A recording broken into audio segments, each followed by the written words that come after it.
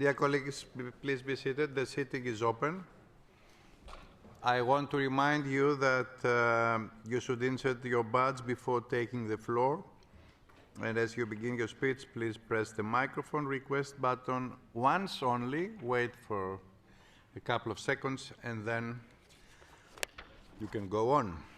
Our first item this afternoon is the presentation of Mr. Michael O'Flaherty, Council of Europe Commissioner for Human Rights, on his annual activity report 20 and 24.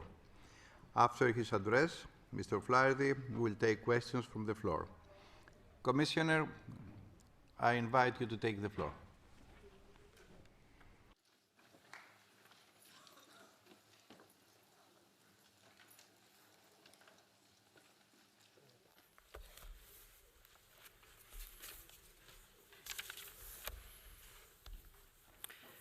Mr. President, distinguished members of the Parliamentary Assembly, I thank you for the invitation to join you for the presentation of my first annual report, which covers the period 2024.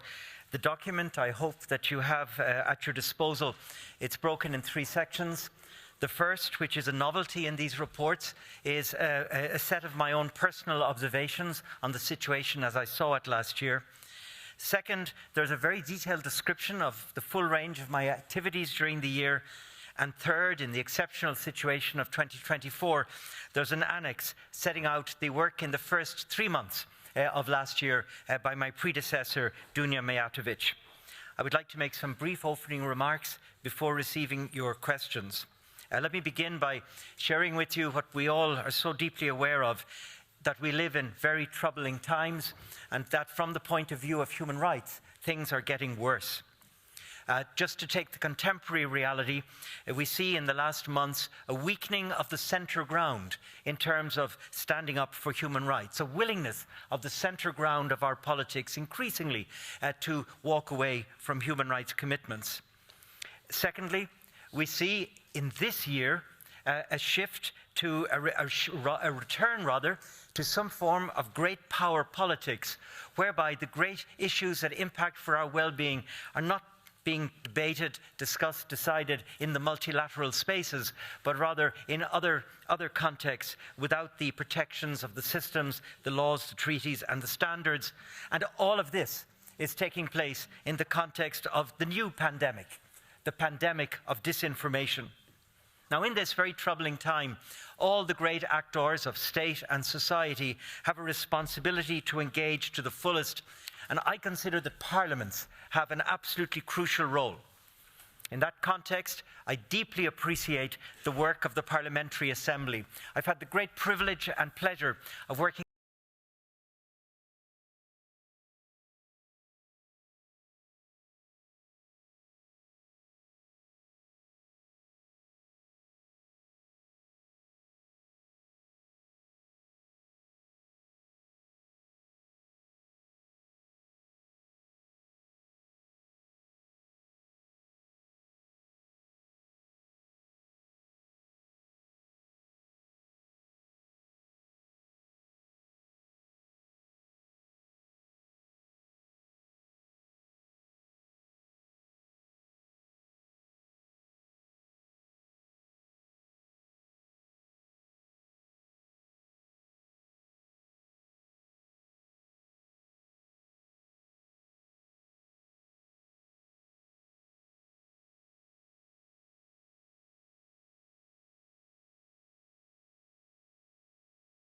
with issues of human rights in your parliamentary committee systems at home. Now, I'll do my part to the best of my ability to realise the fullness of my mandate in the great tasks. I have very limited resources and capacities. I'm just one human being with a small staff. And so I must make choices constantly. I must be highly strategic in my prioritisation. And that's why I have decided to focus on 4 areas. Let me mention them to you and indicate what it looks like in practice in the past year. First, there's the situation of the Russian aggression against Ukraine. My top priority, engaging the human rights dimensions. I have visited Ukraine 3 times since the conflict began, twice as Commissioner, and it was indeed my first visit this time last year. I have raised many issues and engaged many issues since then, but right now my preoccupation is with embedding attention to human rights within the pathway, whatever that will look like, towards peace. It's not by any means a given. And drawing on my entire lifetime of experience working in conflict and post-conflict settings, I appreciate that a peace will only engage and work and persist if it is strongly based on human rights. Now, before turning from Ukraine, allow me to express my outrage about the missile attack on Friday against the city of Kryvyi. And I want to express my deep solidarity with those impacted by that horrendous act of aggression. The second of my 4 priorities is to seek to work with you to embed human rights at the heart of the great issues of our societies.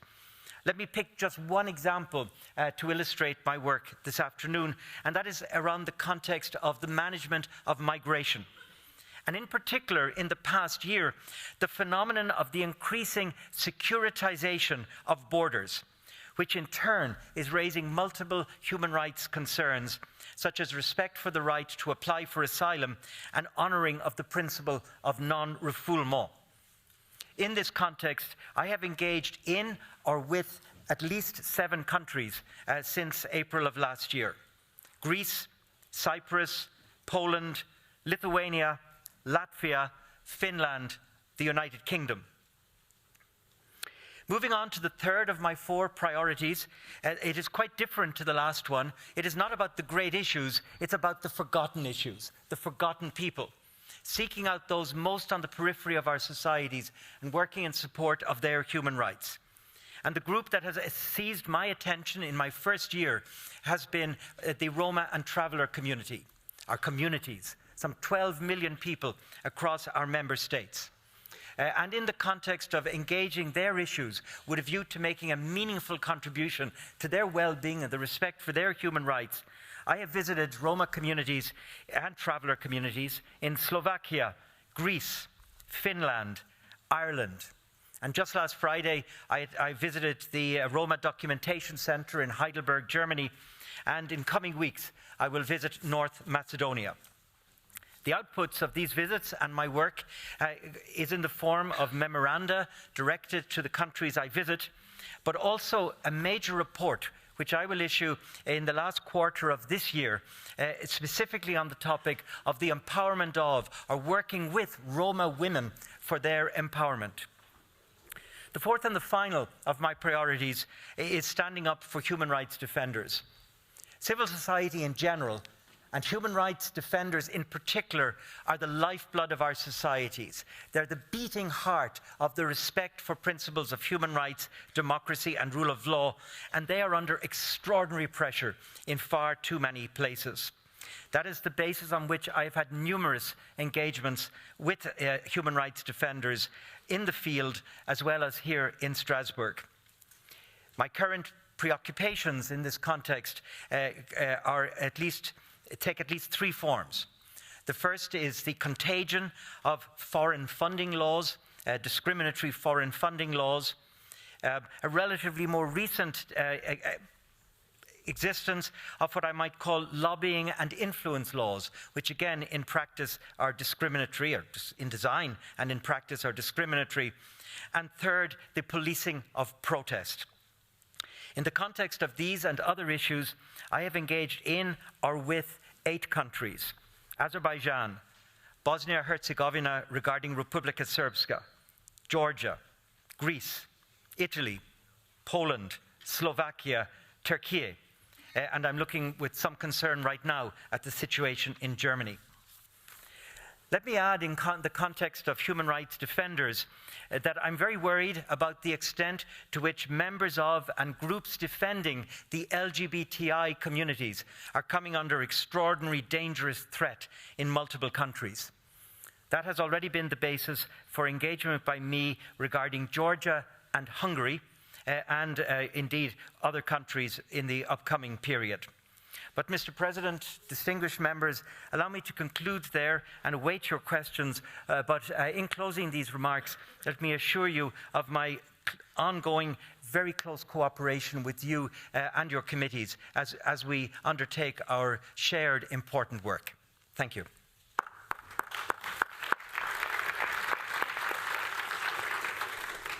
Thank you, Commissioner. Thank you, Mr. Flaherty, for your most interesting address. Members of the Assembly have questions to put to you, and I will start with our colleagues on behalf of political groups.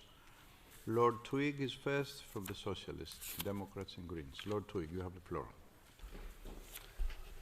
Commissioner, large numbers of unaccompanied migrant children who have reached our shores in the United Kingdom have gone missing. They've simply disappeared. I believe that's due in no small measure to the fact that they've been put in hotels and not in the proper care of local councils. Can I ask, are you aware of this? Is this also happening in other parts of our continent? And will you look at this further? One of these children was just 10 years old. Our children are our greatest gift. They're our future. Thank you, dear Don. Commissioner, you have the floor. Thank you. I thank Lord Tweed for that question and putting that issue. And yes, indeed, I am aware of the extent to which children go missing. They've been going missing for years now. I started to look at the issue in 2015. It is a persistent problem right across the impacted countries of the continent. It's on that basis that we have to put in place much better child protection systems, including the renewal, the refurbishment, the strengthening of our guardianship systems, which in many countries have proven inadequate to the extent to which children needed protection. We have to do a better job of the reception conditions for children. And by the way, locking up a child is not an acceptable reception condition. Children treated with care and with respect, with all of the appropriate attention for the age group, will not abscond. This is the clear information made available. What's more, a very important part of treating children with respect and with dignity is a proper responsibility sharing across countries. It's intolerable that those countries, if we might put it like this, the front line, are left to such a degree to carry the responsibility. These countries struggle. There are many issues, but nevertheless, a part of the challenge they face is because of the lack of a proper responsibility from the broader European community, be that in the EU setting or the broader Council of Europe context. So I want to assure you, Lord Tweed, I will continue to closely follow these issues and seek to engage the capacities across the member states, as well as the other relevant international bodies, with a view to making sure that no child disappears. It's now the turn of George Stamatis on behalf of the EPP. George. Commissioner, I would like to ask you, what do you think about the future of the people of Roma population in Europe in the settlements? They don't have housing, they don't have electricity, and they don't have water. My second question is about your opinion of the political prisoners in Georgia and after the arrest of Mayor of Istanbul, Imamoglu.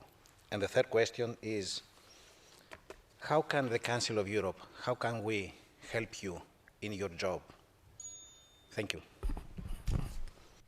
Okay, I think that you should not answer the third question because it would take us all this afternoon, but okay, it is on behalf, it is for you to decide.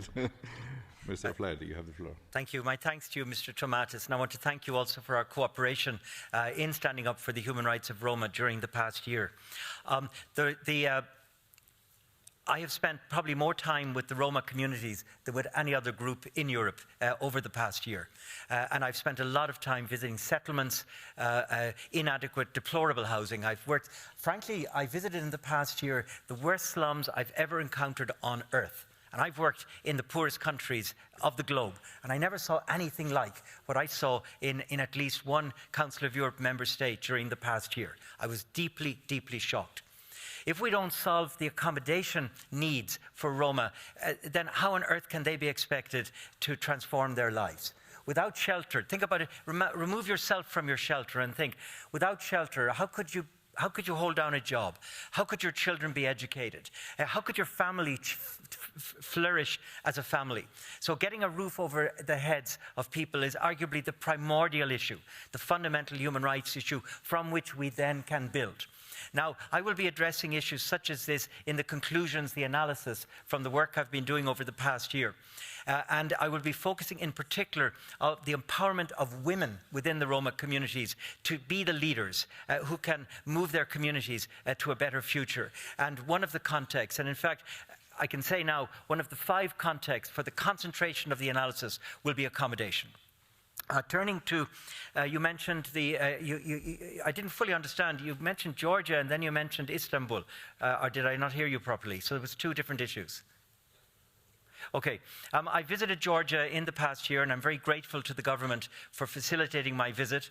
I focused on the issue of the operation of civil society, the policing of protest, and the adoption of certain related laws, as well as laws around so-called family values.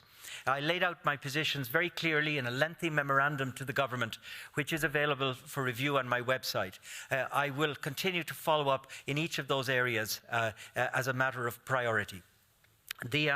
Turning to the mayors, I was in Turkey for a so-called, what we call a contact visit in recent months. That's a visit which allows me the opportunity to get a better understanding of the country. And again, I'm very grateful to the authorities of Turkey for hosting me and giving me a great space to do what I needed to do. By chance, the most recent setting for the removal of mayors began while I was actually in the country. And so I had the opportunity to discuss this issue with the PACE delegation, with the government, and with others.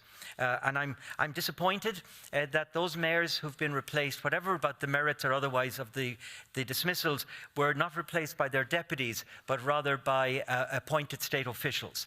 And I can only echo the views adopted by the relevant institutions of the Council of Europe on this. My focus, however, in my more recent engagement has been about the policing of the street protests, which I believe is an equally important issue to be paid close attention to, and it's the basis for a letter that I sent to the authorities very recently. How can we help each other? By recognizing that we're all the instruments of a symphony orchestra. We're not separate bands. The Council of Europe is made up of this extraordinary array of instruments, but we've got to try and get them to stop playing solo and recognize them when we play as a team, respecting our distinct roles, we'll do a much better job. And that's the spirit with which I'm engaging with the Parliamentary Assembly and with every other part of the system. Thank you. Thank you. On behalf of the European Conservatives, Patriots and Affiliates, Armen Gevorkian. Armen. Hi, Commissioner. Several weeks ago, I shared with you the statement by a well-known American lawyer representing Ruben Vartanyan, one of the Armenian detainees in Baku. He described the dire conditions faced by the Armenian prisoners in Baku. I would like to ask, what actions are you prepared to take to assess the human rights violations already committed, to prevent further abuses, and to ensure fair treatment and protection of Armenian prisoners in Baku in accordance with the European Convention on Human Rights? Thank you. Thank you. Commissioner, you have the floor. Thank you very much, sir. The situation of Armenian prisoners, the Armenians held in detention, it has to be a matter of very high priority for me. And so I am watching from a distance with much attention the experience that these prisoners held in Baku the experience that they are having. I am in discussion with the government of that country to visit, seeking a time that would work for them and for me. I've approached them now twice. I will return a third time and a fourth time, but I do want to visit the country to engage all the human rights issues of people on the territory. And in fact, that's as much as I can say for the moment to your question, beyond assuring you that I'm by no means neglecting the experience. Thank you. Thank you. On behalf of Liberal Democrats, Claude Kern. Claude. Merci, Monsieur le Président. Thank you very much indeed, President, Human Rights Commissioner. In your annual report, you say that we are on the brink as a result of the increasing number of political leaders who are turning their backs on their treaty obligations. Now, we've seen that trend in Georgia in particular. I have seen for myself very much regretted the deterioration of the regime, which is moving ever further from the Council of Europe's values. How do you assess the situation of the country right now? What are your hopes, if you have any? And what tools or levers do you have to promote human rights in the country? I'd also draw your attention to Serbia and wondering what your assessment of the situation in the country is and what activities you have planned there. Thank you very much indeed, Mr. Khan. If you'd be so kind, I'll reply in English. About the situation in Georgia. I'm grateful for the authorities for facilitating my visit. They were particularly gracious to me in terms of arranging the possibility to do unexpected things, such as to visit a journalist held in detention in prison. And again, I want to express my appreciation. I'm not competent to do an overall analysis of the state of democracy in that country. I visited to better understand specific human rights concerns. So I would hesitate to draw any bigger conclusions that are not substantiated based on the evidence base of which I've had direct experience. I am, however, extremely concerned.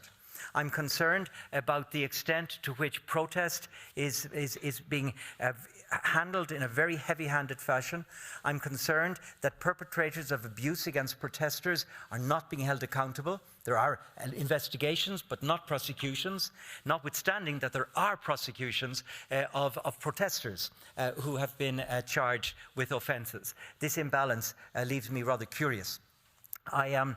I'm worried about the extent to which law is being reformed in a manner that's incredibly problematic from a human rights point of view, with great speed and with very little review and haste. Take most recently the new, just on I think the 4th of this month, the adoption of the new law on foreign influence. Which was brought through like that and has enormous consequences. And I'm asking the authorities, and have already, to slow down and give the society an opportunity to properly debate and reflect. That's just one example of a phenomenon I've seen across recent months, for instance, around the operation of administrative law offences and so forth. I'm very worried about a profoundly anti-democracy, anti-modern, human rights-based rule of law society in the form of the family values law, which is an unredeemable law. Which is built on misinformation and prejudice with a view to targeting vulnerable people in society. I'm greatly encouraged by the resilience of civil society and the much put upon media of that country. I believe that they do now play and will play a critical role in the pathway out of the difficulties that the country faces. Thank you. Thank you. And now, on behalf of the United European Left, Sofia Tsikiru. Monsieur le Commissaire, Commissioner, in your report, you say nothing about Palestine. You say nothing about Gaza, and yet Palestine is a partner state for the Council of Europe. Israel is an observer state. Several EU countries provide arms to Israel, and all the capitals of Europe have seen people take to the streets to oppose genocide. Your silence, I think, seems to be showing a rather great lack in terms of morals and policy in 2025. Human rights, rule of law, don't you think they extend beyond just us? Commissioner, you have the floor. Merci, Madame Tsikiru. Thank you, Mrs. Tsikiru. The report does engage the issues. Let me start by saying that I am outraged by what's happening in the Middle East. I'm outraged by what Hamas did in October of that year, and I'm outraged by the violations of international law in the responses by Israel. So let there be no doubt about that. But I have a mandate to focus on the situation of human rights inside the Council of Europe, and I must respect that mandate. Because the moment I step outside that mandate, I will be expected, quite legitimately, to speak about the situation in multiple other places across the world where horrible acts are being perpetrated on a daily basis. But that is not to say that the context of Israel and Palestine is not impacting inside the Council of Europe. And I am extremely vocal on that. So, for example, the rise of anti-Semitism and of anti-Muslim hatred. I have spoken out repeatedly on these issues. I will continue to do so. And, by the way, I will continue to challenge our countries to gather the data around the incidence of anti-Semitism and anti-Muslim hatred as a basis on which to act. And that's to some extent being done in the EU, but not to a great extent in other Council of Europe member states. The second dimension is integrating the Muslim and the Jewish communities into a debate about the future of our societies. Again, I think this is underdeveloped, and I want to see it greatly encouraged. Second, I'm very concerned about the extent of the excessive restraint on protest in Europe.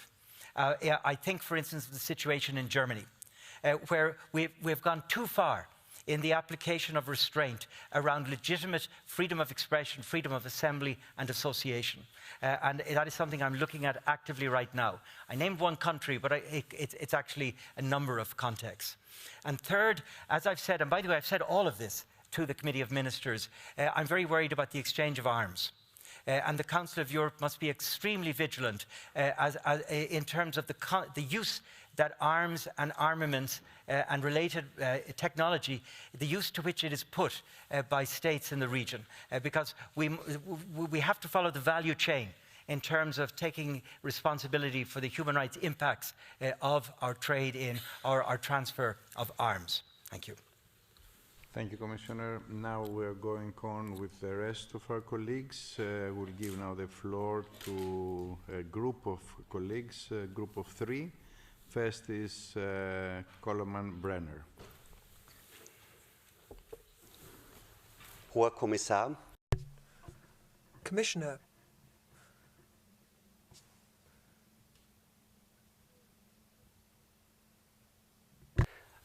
Hoher Kommissar. Commissioner,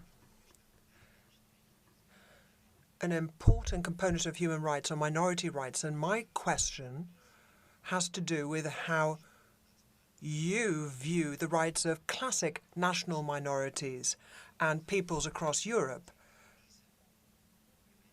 These communities are particularly important to our Assembly because we have various instruments. We have the Minority Languages Charter as well as the Convention on the Protection of National Minorities, and I think it's important we not lose sight of that focus. Next is Dunia Simonovic-Pratic. Thank you, Chair. Dear Commissioner, yesterday in Prizren, in so-called state Kosovo, 16 pilgrims were arrested. This is the most disturbing legal abuse and the most flagrant violation of religious freedoms, as all the arrested were in Kosovo and Metohija to visit holy places and monasteries of the Serbian Orthodox Church.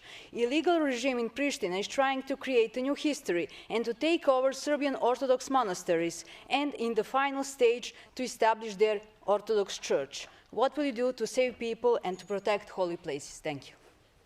Thank you, Dunia. Nikos Tonaritis is next.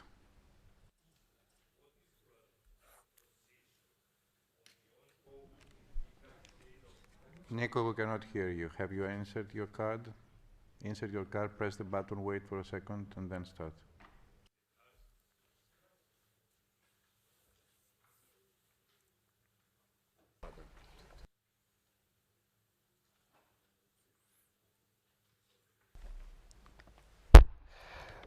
I'm very sorry.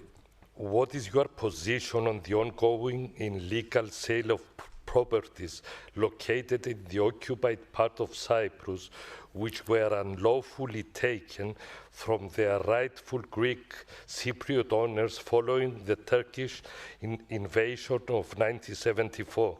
These lands are now being sold on a massive scale to foreign investors and individuals in clear violation of the European Convention of Human Rights and previous rulings of the European Court of Human Rights. What actions or measures does the Council of Europe intend to take to address this continuing violation of human rights? Colleagues, I want to remind you all, you have 30 seconds. It's enough for a question. Please be concentrated in 30 seconds. Commissioner, could you like to respond to these three questions? Yes, thank you. First to Mr. Brenner, thank you. Indeed, national minority rights are no less human rights than any other human right and need to be taken seriously on that basis, and I will do so.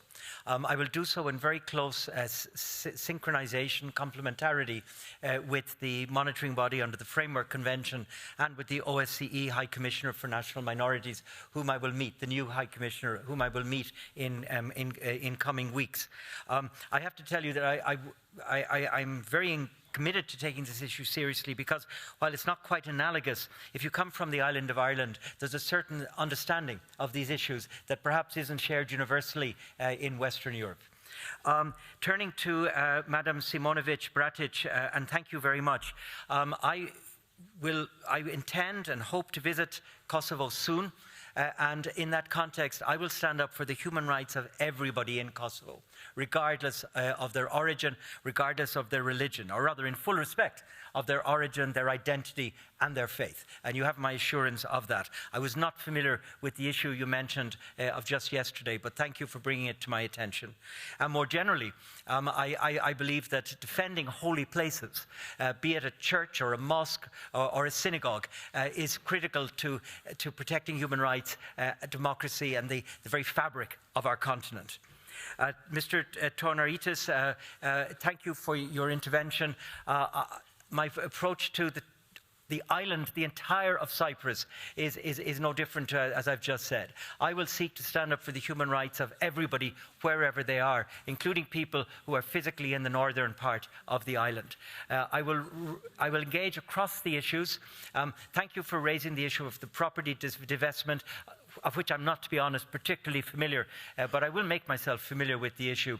And there are other concerns, such as the persistence of the disappearances, which I think really must be resolved. It's intolerable that there are still disappeared from the 1970s. So you have my assurance that I will stand up for the human rights of everybody on the island, wherever they find themselves. Thank you. Thank you, Commissioner. Arusaki Zulfakian, you're next. Thank you, Mr. President. Distinguished Dr. O'Flaherty, from a human rights perspective, I would like to refer to shame trial against ethnic Armenians in Azerbaijani custody and the importance of their immediate release. Various human rights organizations and reputable international structures have regularly raised concerns about the manifestations of torture and ill treatment of ethnic Armenians deprived of their liberty. Moreover, Azerbaijan has even announced plans to shut down the operations of the International Committee of the Red Cross, which is the only organization permitted to visit Armenian prisoners and facilitate communications with their families. Thank you. Thank you. Carmen Leite is next.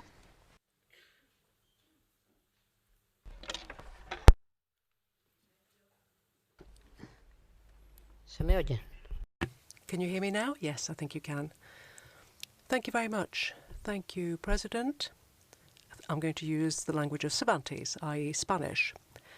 And I would like to address, first of all, my thanks to the Commissioner. Thank you very much indeed for your presentation. As always, it's been very interesting. What I wanted to raise with you was the following. I'm so sorry, I'm looking at my speech here. So we are here in the home, the house of the Council of Europe, and as always, we're here to defend the rule of law, human rights, and we've said it so many times, it seems to be a platitude, but it's not a platitude. These are rights that we have fought for together, and it's a great step forward in terms of our freedom. I apologize, I didn't hear that. Please be brief. Breve. Bien. You would like me to be brief, I understand. Thank you. In that case, I'll get straight to the point, shall I? So I wanted to, as a woman, speak about gender-based violence. In Spain, in 2016, we set up hundreds of committees In 5 seconds. Para lograr un pacto contra la violencia de género. The purpose of these entities is to fight gender violence. That you want to... I'm so sorry, I don't understand what's happening. Is next. No oigo.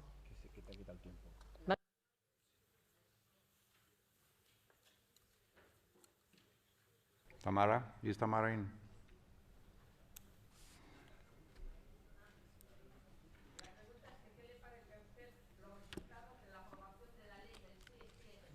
Carmen, nobody can hear you. I think that Commissioner, have you heard the question from Carmen?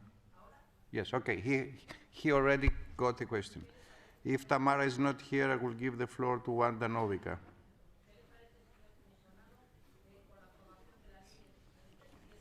Unfortunately, the speaker has no microphone currently. We apologize. Thank you so much, Carmen. Tamara Wanda is next. Is Tamara here? Yes. Let's go to Wanda Novica. Wanda. Thank you, Mr. Chair. Mr. Commissioner, thank you for raising the issue of, in your report, of temporary suspension of asylum law in Poland, which certainly is questionable decision from the point of view of human rights. And I would like you to know that the left party was voted against. But my question to you is about more general nature. You were referring to this very problematic trend of reversing human rights. I wonder if you could say what needs to be done in order to come back again to the path of human rights, observation, and further development, which actually is so important for human rights community. Dear colleagues, I repeat, you have 30 seconds. I think that you should not make all this intro by praising the Commissioner. We thank him that he's here. We always are obliged that he's here, but go straight to the question. 30 seconds is enough. So, Commissioner, sorry, I have to be strict, because when I have a list of like 31 colleagues, then I don't want to leave some of them out of this opportunity to ask the Commissioner. Commissioner, the floor is yours. Thank you. Let me first respond to Ms. Juliakian. You actually asked the same question as was posed earlier, so I won't repeat my answer. I would just say that we have to take great care of all the human rights of everybody in the region, including ensuring that those who wish to return to Karabakh are free to do so. This will be critical to the future. And within Armenia itself, I would encourage you to continue to give a warm welcome to those people that you have received from Karabakh. Turning to Ms. Leta, Madam, you didn't have a chance to pose your question, but I invite you, please, to send it directly to my office, and I will assure you of a written response. But let me assure you that gender-based violence is a high priority for me, and I seek every opportunity to promote ratification in the first place and implementation in the second of the Istanbul Convention.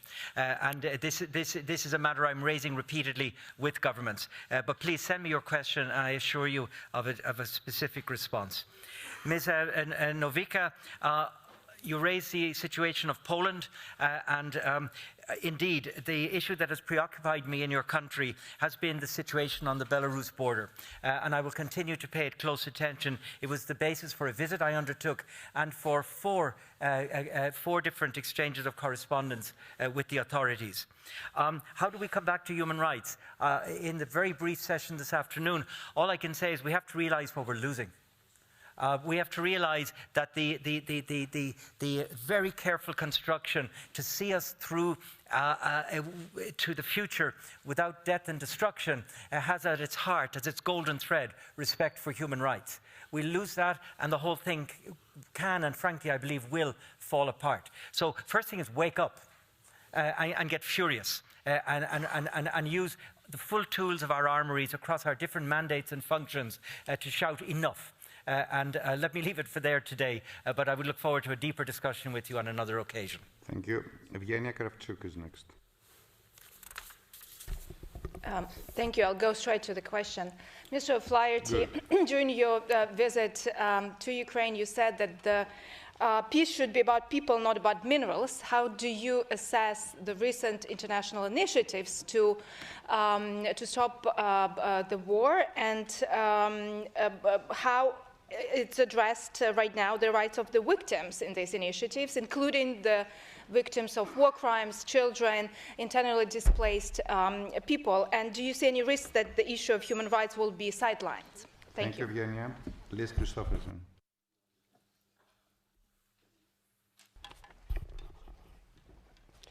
Mr. Commissioner, On your website, you are focusing on improving the rights of migrants, including access to asylum and essential services. In many European parliaments, including in my own country, Norway, there is a growing support for negotiating agreements on asylum reception centres in third countries. As our Human Rights Commissioner, what is your opinion about these developments? Thank you. Thank you, Liz. Visera Konstantinskova-Stojevska is next. Thank you. Mr. Commissioner, what do you plan to do on Bulgaria not respecting the executions of the decisions of the Court of Human Rights, and in particularly with your thematic focus of freedom of association and freedom of assembly? Thank you. You break the record. Commissioner, you have the floor. Thank you very much. First to Madam Kravchuk. As you know, Madam, the human rights of the people of your country are my top priority, and I hope I've demonstrated and will continue to demonstrate that. I'm very worried that the recent, by the way, I have no special access to what's going on in terms of peace. I'm learning about it just like everybody else from the media. So I'm very limited in my access in to what's going on. But what I see is devoid of attention to human rights. It's about transactions. It's about, you give me this, I give you that. And it's not about people. I don't see any mention of people in the more recent, let's call them the more recent geopolitical initiatives around this. What's more, I don't see women. I look at pictures from places like Riyadh and I only see men, notwithstanding all the work that's been done around women, peace and security. And so I'm seeking in every manner possible to engage the levers that are applicable and relevant right now with a view towards putting human rights at the heart. I have issued, as you know, a 10-point statement around what it would take to put human rights at the heart of a pathway to peace, which to some extent echoes President Zelensky's earlier 10-point plan. So I will continue to work away on this. I'm very worried, but I'm not in a position to say whether we'll succeed or fail. But not trying is not an option for me. Ms. Christofferson, excuse me, the phenomenon of inviting third countries to be involved as part of the management of the migrant situation in our countries is concerning for me. It's problematic, let me put it like that. We should not be offshoring the handling of our challenges. I'm currently embarked on a study on the different manifestations of so-called externalization with a view to issuing a report later this year. The different manifestations raise different human rights issues, and I hope to offer something of a roadmap to help our member states as they engage the issue. And Ms. Kostadinovska, I beg your pardon, for some reason I didn't write anything. If you just give me one word reminder of the question, I apologize. What do you plan to do in terms of Bulgaria not respecting the decisions of the Court of Human Rights? I thank you. I'm sorry, I just for some reason didn't write it down. I'm mandated under my core mandate, but also following Reykjavik, to support implementation of judgments of the European Court of Human Rights. I've come to appreciate over the past year that demanding implementation, using implementation of judgments as my own roadmap with member states is arguably the most useful thing I can do. And so you have my assurance that with Bulgaria, as with any other Council of Europe member state, these will be to the forefront. I have sought and will continue to seek a correct and an appropriate moment to visit Bulgaria, and I assure you that, that the judgments of the court will be to the foremost of my setting of my priorities. Thank you. Thank you. Jamila Madeira is next.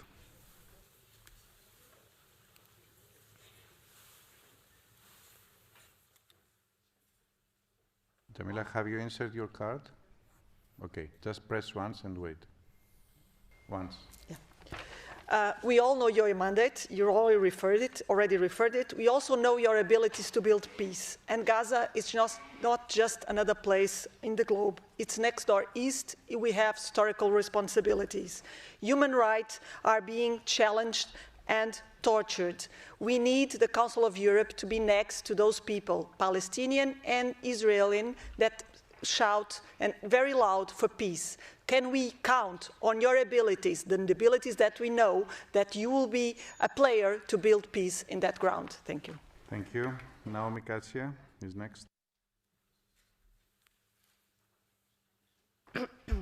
I note the reference to artificial intelligence in the activity report. I believe as Commissioner for Human Rights, you have a very important role in continuing to shape our response to such rapidly evolving technologies. And I would like to ask you how you'd like to see member states continuing to step up their efforts to stop such human rights abuses, especially when it comes to the use of deepfakes, which is being used to create identity theft, even generate child abuse content, as well as spread disinformation. Thank you. Thank you. Alain Milon, you have the floor. Alain.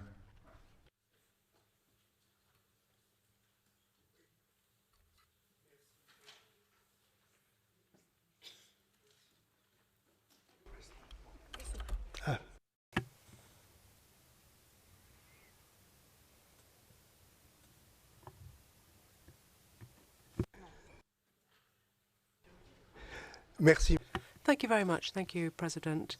My question deals with mental health within our population, within the context of human rights. Since the COVID crisis, we've seen mental health deteriorate, particularly amongst young people. So what actions do you intend to take in order to fight this phenomenon, namely failing mental health for young people? I'm thinking here of social media or the use of addictive substances. Thank you.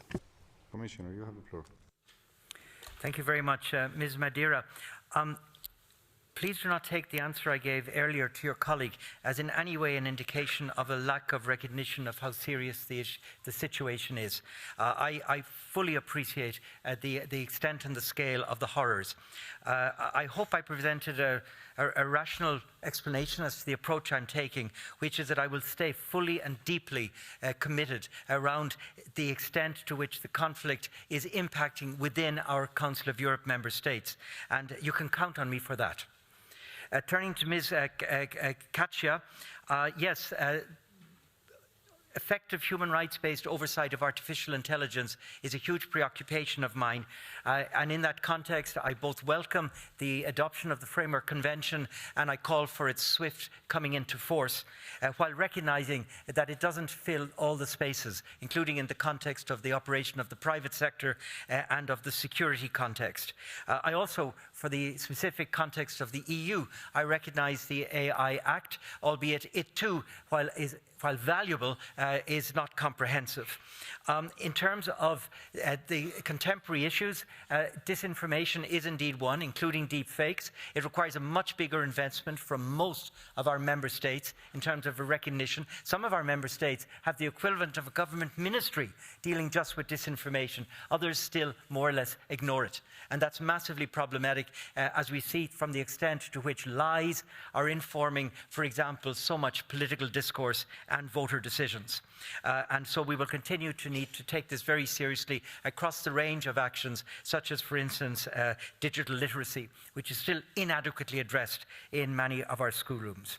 And Monsieur Milon, thank you very much for raising the issue of mental health, particularly of young people post-COVID. I'm aware of the concerns. It's not, to be honest, something I've looked at yet, but if you would send me more information, and we will see where we can, if it is within our capacity and resources, where we can weave an appropriate attention in.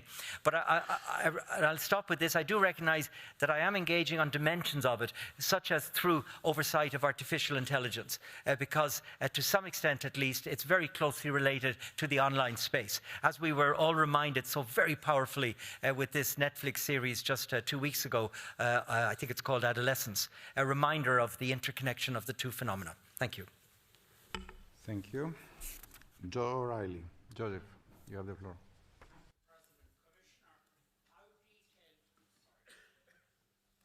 Commissioner, how detailed is your knowledge of and databases on the up to 50,000 children abducted to Russia from Ukraine?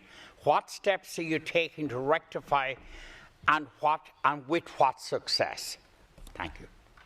Thank you, Joe. Armagan Kandan.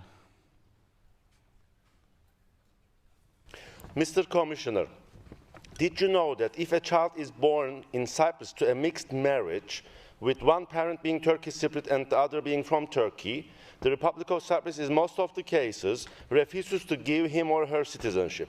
In other words, a child whose one of the parents is not a Turkish Cypriot is blocked or delayed to acquire citizenship of Cyprus. This practice based on ethnicity is discriminatory. Thousands of such Cypriot children are denied this very basic human right.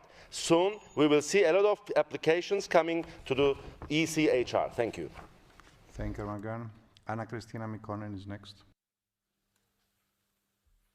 Mr. Commissioner, some states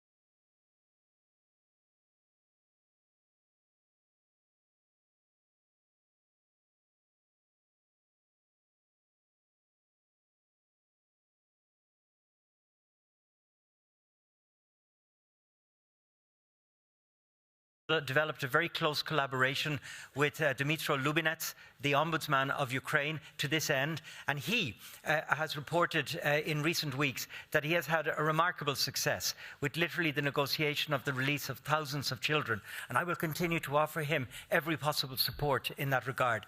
I will also work very closely with the newly appointed Special Representative of the Council of Europe Secretary General for the Children of Ukraine.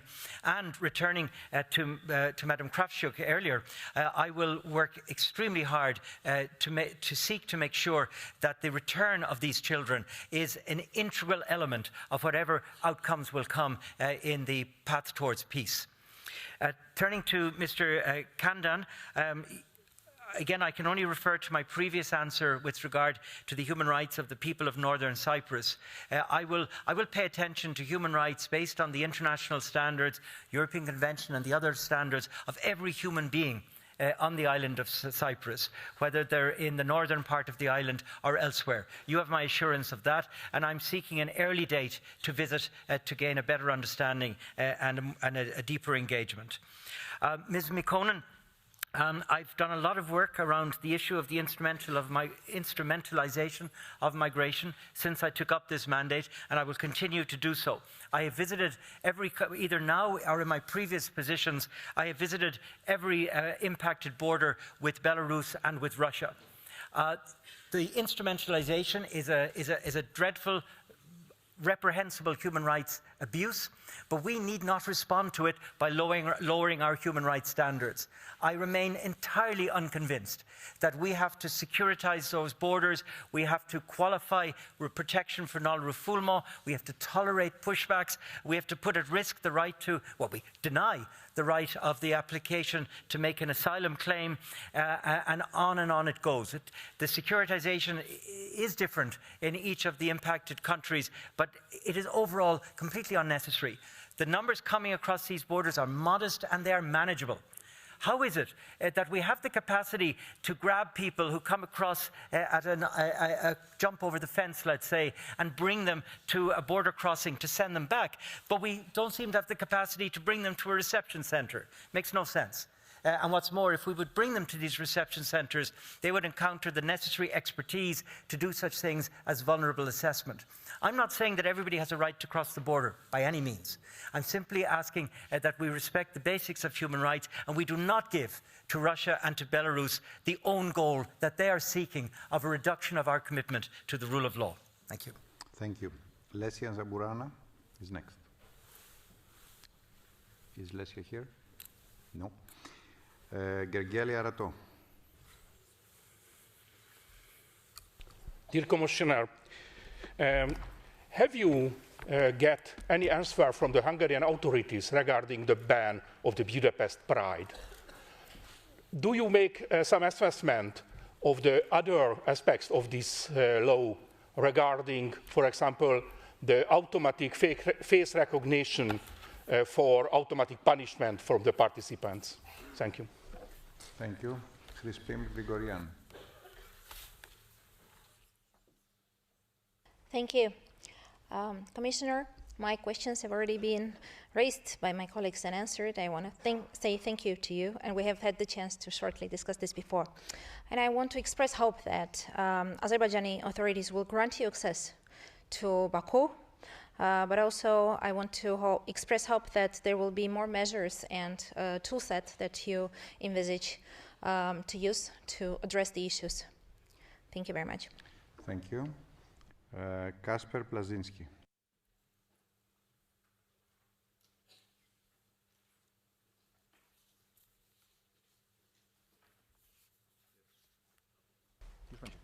Okay, dear Commissioner, we witness for many years already huge migration from North Africa and from Middle East. In both those regions, Christians are actually massively killed only because they are Christians. Do you have knowledge that migrants coming from these directions are being examined in case of their eventual involvement in this genocide? Thank you. Thank you. Commissioner, would you like to respond? Thank you.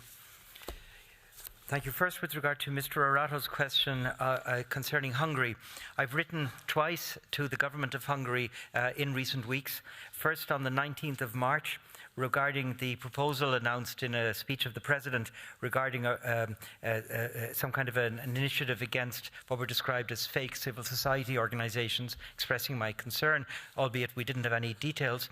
And I wrote again to the Parliament on the 24th of March 2025, so very recently, around the proposed changes to the fundamental law regarding issues of children, LGBTI, gender identity, and facial recognition technology. I've not yet, as far as I know, received responses to my letters, and I will in any case, in due course, publish my 2 letters and any response that I will receive from the government. Thank you, Ms. Grigorian. Indeed, I don't have much more I can say other than to assure you that I will use the full panoply, whatever it is, of my capacities, my mandate, my tools in standing up for the human rights of people everywhere, frankly, but not least the people of your country and the neighbouring countries. Mr. Plazinski, I don't recognize the world you describe, a world of a genocide of migrants importing these criminal backgrounds into Europe. I don't see any evidence for it. I will, again, on the territory of the Council of Europe, I will stand up for the human rights of everybody, including faith communities. And if evidence is brought to me of anti-Christian attacks, I will engage them, just as I will attacks against any other faith community. But keep in mind who migrants coming into our countries predominantly are. They're predominantly from what we call refugee-producing countries, meaning that there is at least a strong probability that they are in need of protection. And as I said before, when people do not qualify for international protection, they have to go home. And we have to do a better job of involuntary return, respectful, but involuntary return of people who do not qualify for protection in our countries. Thank you. We have now reached the end of our time. Commissioner, I would like to thank you so much for being with us today, for presenting us your annual activity report for 2024. There are 6 more colleagues that didn't have the time to ask you questions, but would you agree if they send printed the questions to you to answer them in printing? Okay, thank you so much. So, colleagues, the commissioner agreed. So if you want to ask him, you can send the questions.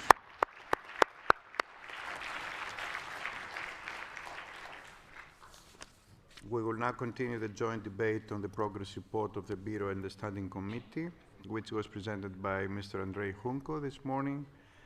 With this, we are considering the report by the ad hoc committee of the Bureau on the observation of the elections to the Assembly of Kosovo, which was presented by Mrs. Petra Bayer. We will now continue hearing from registered speakers, and I'm going to interrupt the list of speakers at around 5:25. I want to remind you that the speaking time limit is 3 minutes.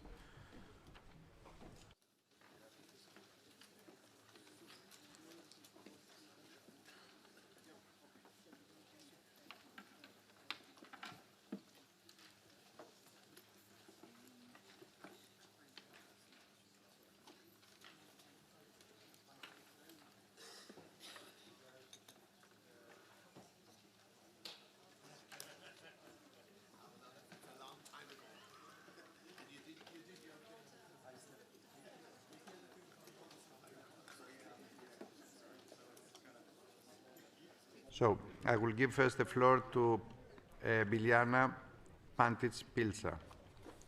Biljana. Thank you so much. Distinguished ladies and gentlemen, elections were held in the southern Serbia province of Kosovo and Metohija, and I cannot agree with the statements from the report of my esteemed colleague Petra Bayer. I would like to point out that the final election results were awaited for more than 30 days, which indicates that there has been serious manipulation of the elections results, and that in any country one does not wait that long for the final results. But this should not come as a surprise, because Kosovo and Metohija is not a state. The manipulation in the process of conducting the elections led to the distortion of the electoral will of the Serbs. Although the Serb list achieved an election result based on which it should get all 10 guaranteed seats for representatives of Serbs, the Central Electoral Commission awarded a seat to the party of Nenad Rašić, who represents Albanian interests and received votes exclusively in ethnically Albanian areas. The main problem is that Nenad Rašić's party was registered as a party competing for guaranteed seats for the Serbian community, but it received votes exclusively in ethnically Albanian areas. And it is clear that this is Kurti's electoral engineering and brutal distortion of the electoral will, as well as a violating of the electoral rights of Serbs. That the electoral process was compromised has also been confirmed by the European Union's preliminary report, which points to drastic irregularities and abuse of institutions to implement ethnically motivated pressure and discrimination against Serbs. Nowhere in Europe has postal voting been banned, as happening in Kosovo and Metohija, because internally displaced Serbs from central Serbia were prohibited from voting by mail. Pristina institutions tried to ban organized Serbs from going to the polls, but after pressure from the international community, Pristina had to give up on it. Nowhere have we heard that Serbs in Kosovo and Metohija face daily repression by the Kurti regime. Every day, Kurti's regime is taking action against the Serbian population in Kosovo and Metohija, which is why we have a mass exodus Serbs from Kosovo and Metohija, and the goal is clear: an ethnically pure Kosovo and Metohija. It is not even worth talking about the Brussels Agreement, because even after more than 10 years, the community of Serb municipalities still has not been established, and Kurti, whom you support, has stated that he will not establish it. It is clear, unfortunately, that the human rights of the non-Albanian population are being violated most brutally in Kosovo and Metohija, that the electoral process itself has led to the distortion of the electoral will, and that there is no such thing as the rule of law in Kosovo and Metohija. The sooner you accept this as a reality, the sooner the Serbian people in Kosovo and Metohija will be able to survive in their home, unless you advocate an ethnically pure Kosovo and Metohija. Thank you. Thank you. And now I give the floor to Armen Gevorgyan from Armenia. It has been 1 month since Armenia and Azerbaijan announced an agreement on the text of a so-called peace treaty. This news was met with constructive enthusiasm by the international community, despite the fact that the Armenian public has yet to see the text, which remains unpublished. The treaty has not yet been signed. In Armenia, many now perceive this secretive peace treaty as something that distances us from genuine peace. Instead of fostering confidence in the future, the current negotiation process has generated deep mistrust. The very notion of peace is being distorted, and for many Armenians, there is a painful dilemma: whether to accept it as a beginning of a new chapter or the symbol of final defeat. I am sure you will agree that the value of any agreement lies not merely in its signing, but in the presence of clear guarantees and effective enforcement mechanisms. Lasting peace requires robust systems of checks and balances, particularly in fragile regional context. In our case, such mechanisms are entirely absent. Moreover, during the negotiation process, the measures originally intended to promote justice and de-escalation are now excluded, and Azerbaijan has demonstrated how easily European approaches to deterrence can be disregarded. Dear colleagues, let me once again to draw your attention to the shameful trials currently taking place in Baku against Armenian prisoners. Their continuation makes it clear that Azerbaijan is neither prepared to sign nor indeed to implement any peace agreement with Armenia. We must not forget, Turkey and Azerbaijan have no history of honoring agreements with Armenia, nor do they show any intentions of building such a record. Their aim is not peaceful coexistence, but rather than exploitation of a historic opportunity to resolve once and for all what they still refer to as Armenian question. Madam Chair, we rightly devote constant attention to the situation in Gaza. Yet we continue to overlook the deliberate destruction of Armenian heritage in Artsakh, Nagorno-Karabakh. The international mechanism and institutions designed to prevent such catastrophes are simply not functioning. Azerbaijan continues to violate and ignore rulings by international courts, while the international organizations show alarming indifference to the fundamental rights of Armenians to return to their historic homeland. The silence of the international community, including that of the Council of Europe, in the face of Azerbaijan's blatant violations of international law, signals the collapse of the rules-based international order. Thank you. Thank you. And now I call Claude Kern. Merci, Madame la Présidente, mes chers collègues. Thank you, Madam President. Colleagues, I'd like to thank our colleague Petra Bayer for her report on the observation of elections to the Kosovo Assembly, which throws considerable light on the conditions under which these elections took place. I am pleased to see that the election took place in a sort of a peaceful, relaxed context. Moreover, the Kosovan Serbs participated in the vote, which shows how inclusive the elections were. I think these elements testify to Kosovo's commitment in favor of democracy. However, the turnout, it has to be said, was around some 42%, which remains low when it comes to legislative elections. And it's 7 points lower than the legislative elections of 2021.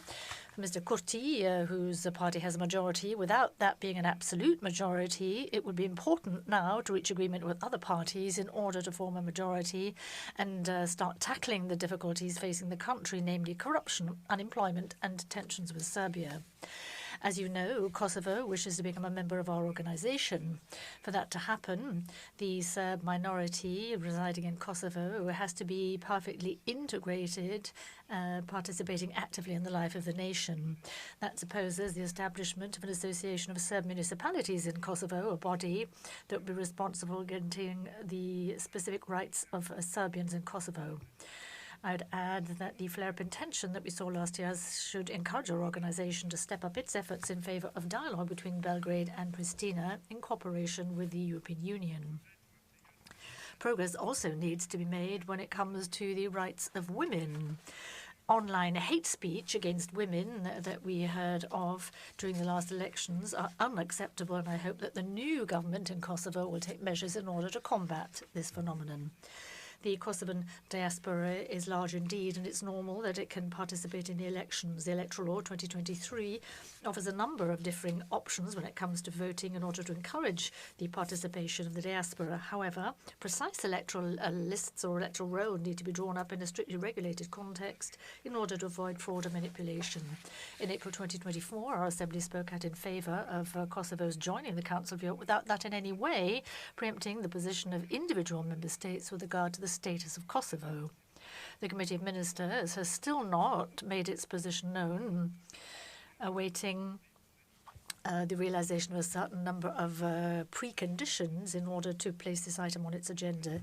In the meantime, the elections of the 9th of February last, I think, testified to a democratic maturity to be sort of notched up in favor, or very much to the credit of Kosovo. Or to Dunja Simonovic-Bratic from Serbia. Thank you, Chair. Dear colleagues, even if you got this report 2 days ago, and I'll remind you that the rule is at least 7 days before session, eventually I found satisfaction with some parts from this report. Namely, with this report we have in written official confirm from PACE that there are permanent violation of human rights, especially Serbian human rights, on Kosovo and Metohija. The rapporteur pointed out very tense atmosphere before the elections and shed light on misfortunate circumstances after elections towards Serbian minority. Also, she pointed out dramatic irregularities within voters' lists. Discrepancy with the number of registered voters and the real number is nearly 500,000 because they have more dead in the list than in graves. Also in the voters' list are children not yet eligible to vote. In the paragraph 31, rapporteur stressed big problem regarding internally displaced persons who live mostly in the rest of the Republic of Serbia and cannot use their right to vote, even though Venice Commission and Committee of Ministers adopted recommendation to enable internally displaced persons to effectively exercise their right to vote in national, regional or local elections.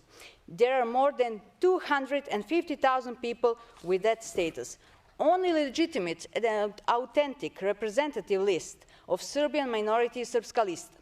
Kurti's regime tried to ban this list.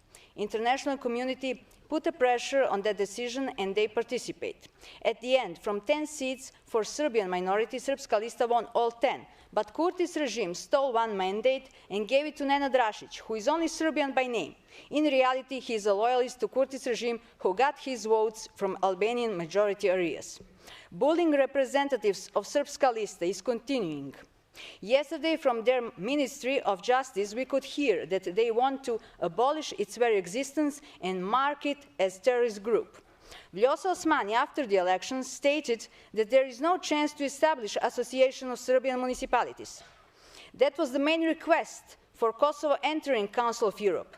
Terror on Serbian people is even worse than last year. Yesterday, 16 men are arrested because they participated in liturgy in monastery near Prizren. Kurti's regime told in public that they are war criminals. This terror from the illegal and illegitimate authorities in Pristina must stop. From this place, it must be condemned. Although Kosovo has no recognition as a state in UN, it signed a military agreement with Albania and Croatia. This agreement only brings more unrest to the already tense situation in the Western Balkans. Republic of Serbia, as the strongest and largest country in the region, preserves peace and its role takes very responsibly and seriously.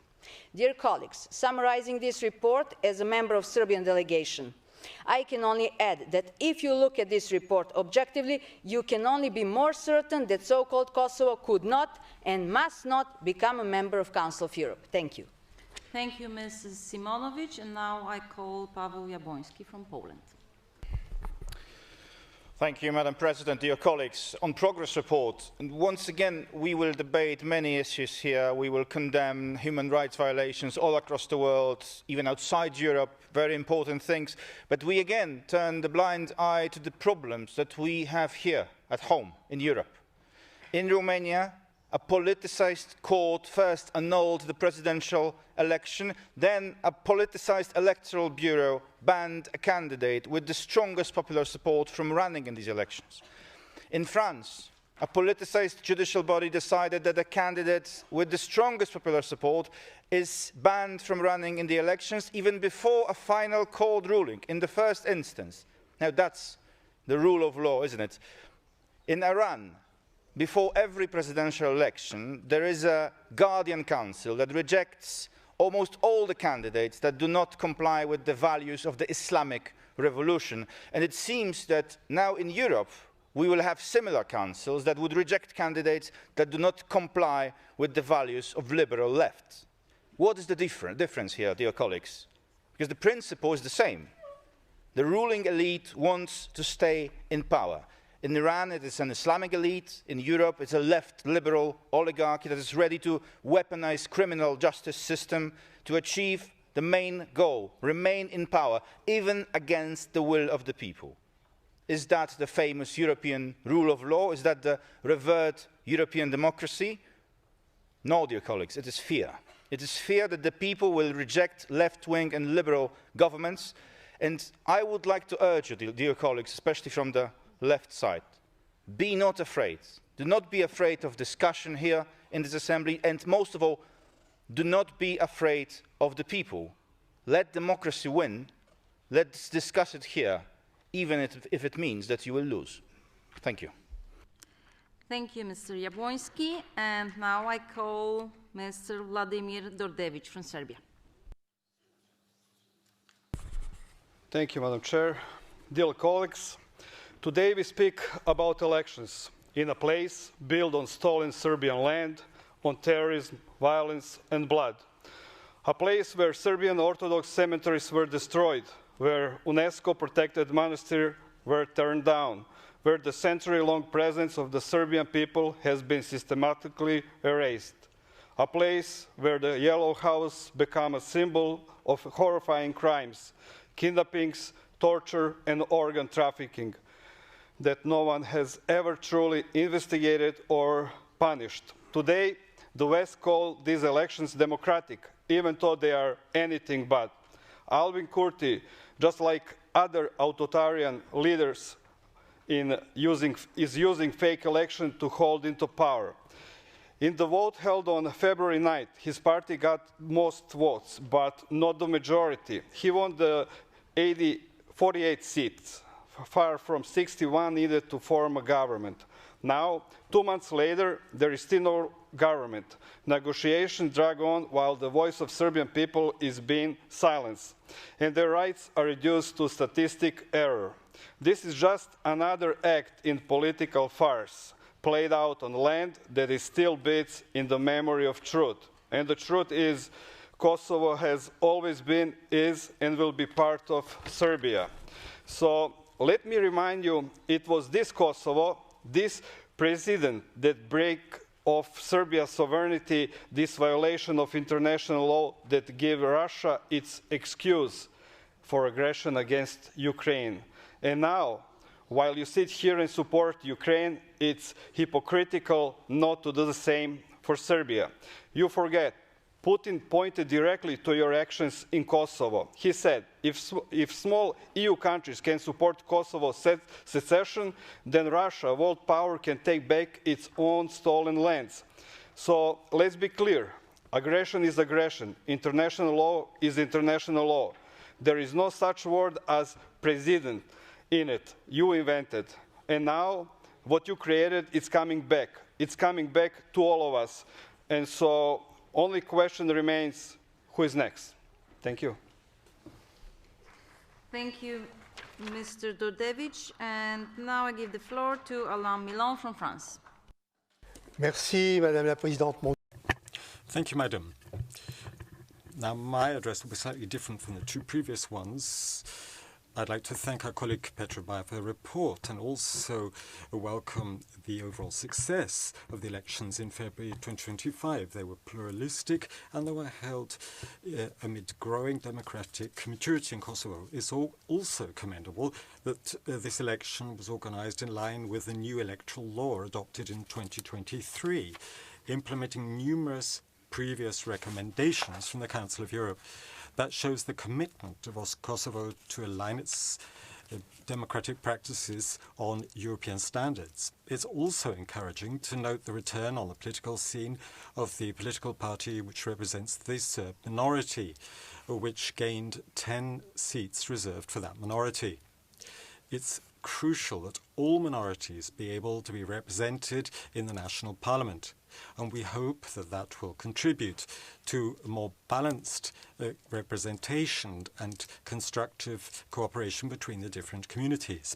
However, in spite of these forms of progress, challenges remain. Polarization and deep divisions were clear in the particularly hard rhetoric of the electoral campaign. The conditions of unequal competition between the main parties and the smaller parties, as well as the dysfunctioning of the Independent Media Committee, remain matters of concern. I wait, like many people, with interest for the formation of the new government. Consultations with representatives of non-majority communities are underway. I hope that the Council of Europe can continue its cooperation with the Kosovar authorities to strengthen the rule of law, the fight against corruption, and the integration of non-majority communities. At the same time, the normalization of relations with Serbia is essential for Kosovo. Tensions between the two countries were stoked again by recent incidents. And we must underline the urgency of strengthening regional cooperation and promoting stability. Kosovo and Serbia must work together to calm the tensions and build a common future based on mutual trust and respect of the rights of all communities.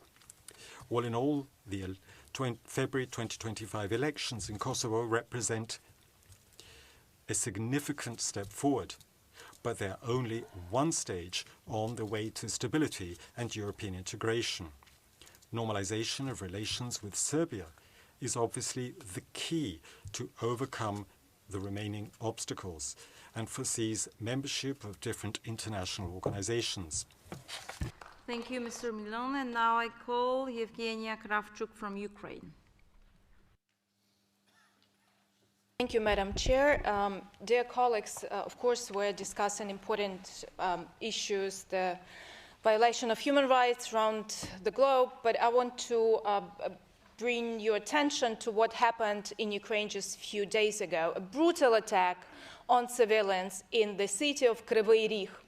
It's in the eastern part of the country, and Russian missile ballistics actually hit the residential area and the playground where kids were playing on the Friday evening. This brutal attack took 20 lives, 9 children. Today, at the same time we're speaking here, first children are being buried in Kryvyi Rih. A 9-year-old that was just in the car. Two school sweethearts, 15 years old, they were just met after the school. A mom, a 50-year-old mom, that she saved her son, and she died when she was covering her son with her body.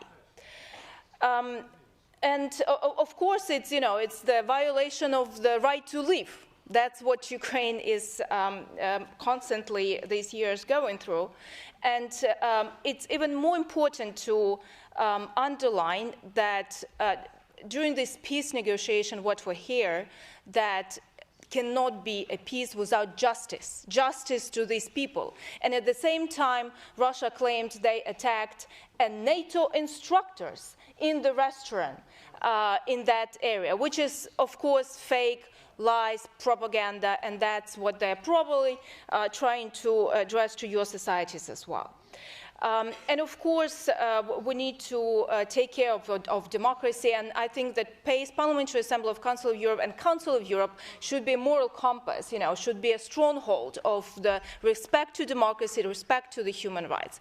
And another thing I would like to address is the role of youth. And in the progress report, there's mentioning that finally we are going to the finalization of this mechanism of youth rapporteurs, and it's extremely important for democracy, because even here in France, where Council of Europe is situated, 30% of young people believe that there is some better form for government than democracy, and 50% do not believe that their voice counts or it can influence the system. So that's why it's so important to be engaged with young people, and I really welcome this mechanism, and we will vote on the resolution tomorrow that will sort of finalize this mechanism. Thank you, colleagues. Thank you for standing for human rights and democracy. Thank you, Mrs. Kravchuk. And now I call Crispin Grigorian from Armenia. Thank you, Madam President. As we start today our second part session, the world around us is by no means getting an easier, safer, and freer place to live in, unfortunately. The threats that our most cherished values are facing are coming both from external sources, but also from our own countries, from within. And we're facing numerous threats, and we have numerous struggles for our economies, for our freedoms, for our security. While all are crucial, today the security issues are probably even more pressing. I want to share with you the efforts that Armenia puts forward to ensure stability and peace in the South Caucasus. That will certainly have an immense impact to neighboring regions and beyond. On March 13th, After 3 years of intense negotiations, Armenia agreed on the latest version of the peace agreement with Azerbaijan and informed Azerbaijan about this. As can be imagined, genuine commitment to the peace agenda and strategic patience were required and were provided. More than 60 countries and organizations, among them our organization, have saluted the finalization of the agreement and encouraged the sides to proceed to signing it. Sadly, Azerbaijan put forward artificial preconditions. Moreover, Azerbaijan conducted disinformation campaign regarding alleged ceasefire violations along the border. Dear colleagues, Armenia has no intention, no interest for any escalation. The opposite. We have proposed a number of mechanisms to build trust, among them a joint mechanism to investigate the ceasefire violations, mere distancing of the troops from the border areas, mutual arms control. Azerbaijan, unfortunately, has not reacted positively to any of these, raising legitimate concerns about the genuine intentions of these repetitive allegations and, in general, about the real desire for peace. Trust issues are the hardest to address. Our vision is to build trust step by step, steps that will create guarantees for not returning to the reality of conflict and antagonism. The signing of the peace treaty is essential. Another step is to unblock the regional communications, in particular, to lift the blockade of Armenia by Azerbaijan that would facilitate the blocking of Armenia-Turkey border. If there is anything that can come close to a guarantee for peace and stability in today's turbulent reality, is probably connectedness and interdependency. Hence, we need open rails, roads, and routes to achieve this. Dear colleagues, peace can no longer be prolonged, and I call on all of you to make Azerbaijan sign the peace treaty and make peace a reality. The peoples of our region, just like every other peoples, deserve the long-awaited peace, and our duty is to deliver it. Thank you very much. Thank you, Mrs. Grigorian, and now I call Marko Pavic from Croatia. Thank you, Madam Chair. Ladies and gentlemen, I would like to talk about progress report. As head of Croatian delegation and also vice president of PACE, I had the honor of participating in the conference of presidents of parliament here in this assembly just a few weeks ago. This high-level event reaffirmed our shared commitment to the core values of the Council of Europe: democracy, human rights, and rule of law. We had 3 thematic panels, and the first one was safeguarding democracy, a timely and necessary dialogue in face of rising authoritarianism, guaranteeing freedom of expression in times of polarization and uncertainty, and violence against politicians. When we talk about preserving democracy, I refer to the speech that in this hall was done by the president of Verkhovna Rada, Mr. Stefanchuk, where we remembered how we fight for democracy and how we support Ukraine.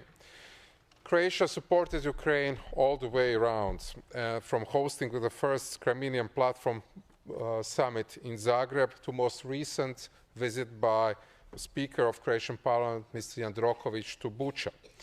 On the 3rd anniversary of Bucha liberation, Mr. Jandrokovic attended the summit where we all remembered the monstrosity that happened in Bucha. And what Honorable colleague Kravchuk said, we can't remember Bucha and not be aware what happened just days ago when 9 children were killed on the playground in the area of Ukraine, in the city of Mr. hometown of Mr. Zelensky. When we defend Ukraine, we defend democracy, we defend rule of law. That's why also Mr. Zelensky thanked the Croatian government for 13 military aid packages and for hosting the upcoming international conference on war veterans in Croatia this autumn. As a Croatia, we fully support Ukraine. We fight for human rights, for democracy, and also we need to continue to back that aid not just with words, but with military support and active parliamentary democracy. Thank you very much. Thank you, Mr. Pavic. And now I call Oleksiy Goncharenko from Ukraine. Thank you.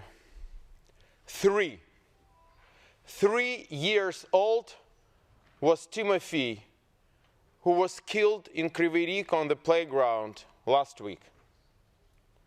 Just imagine he was born under Russian missiles.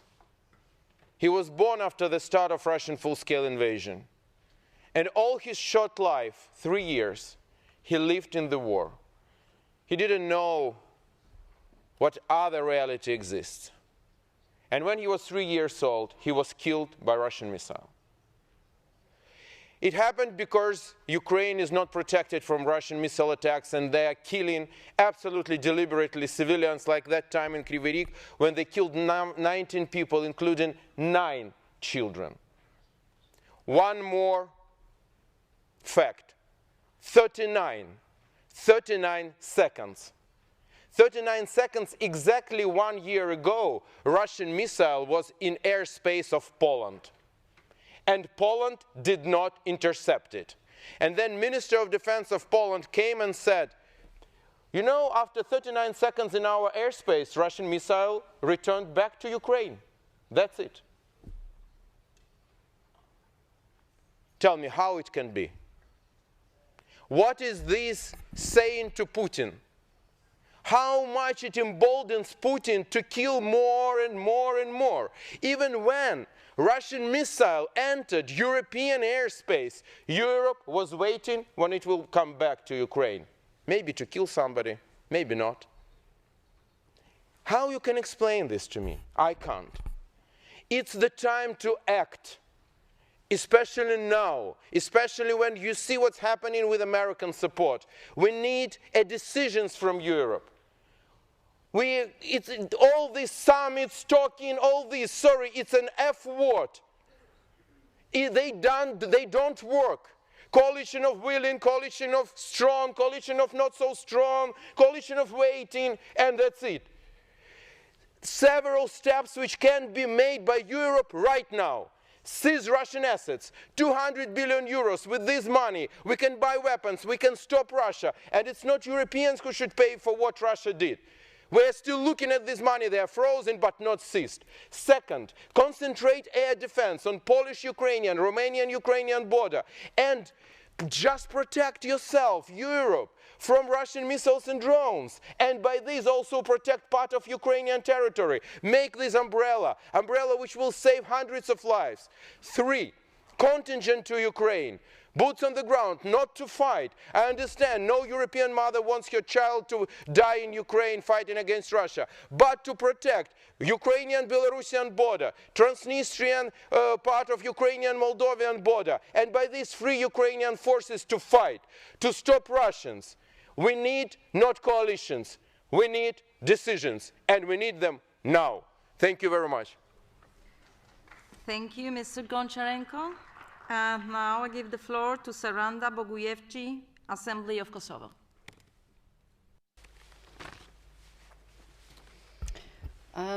Dear Chair, dear colleagues, on February 9th, we held our national elections at the Republic of Kosovo, where 28 political entities ran for a mandate to the Kosovo Parliament, 8 of which are of political entities of the majority community, and the rest, namely 20 of them, are political entities of the non-majority communities in Kosovo.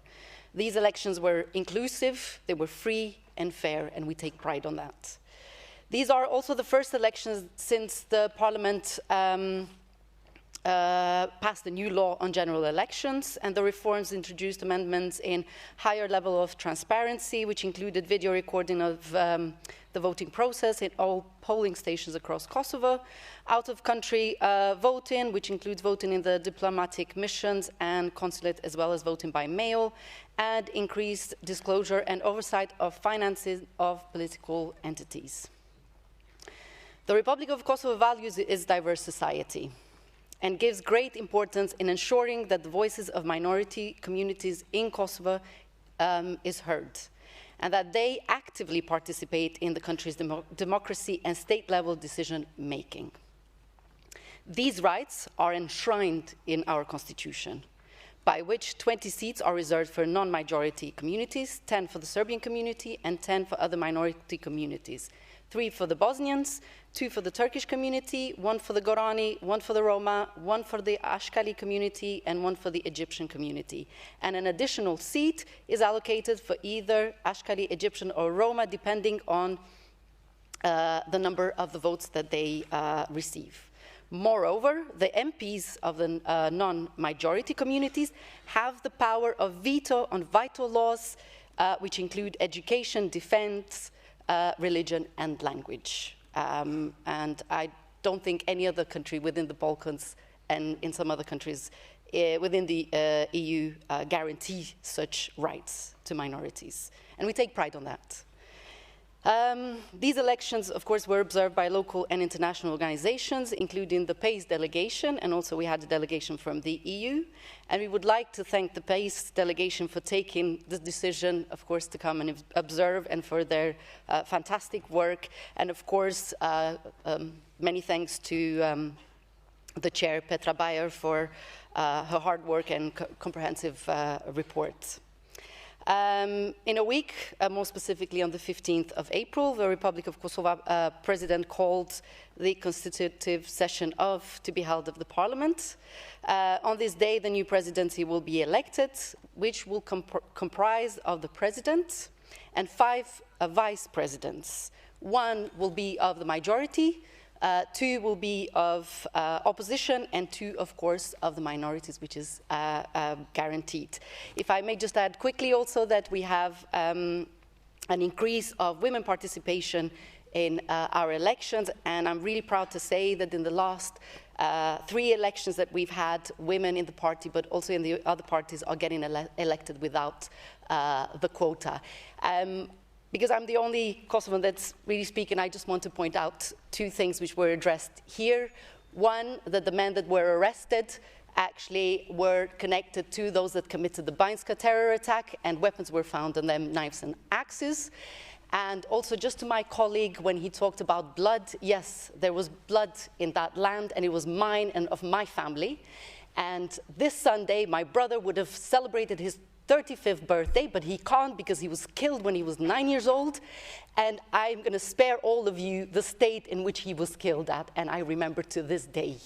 So I know you don't seem to have shame with your colleagues, but I expected at least a little bit of humanity in you, and clearly there is none.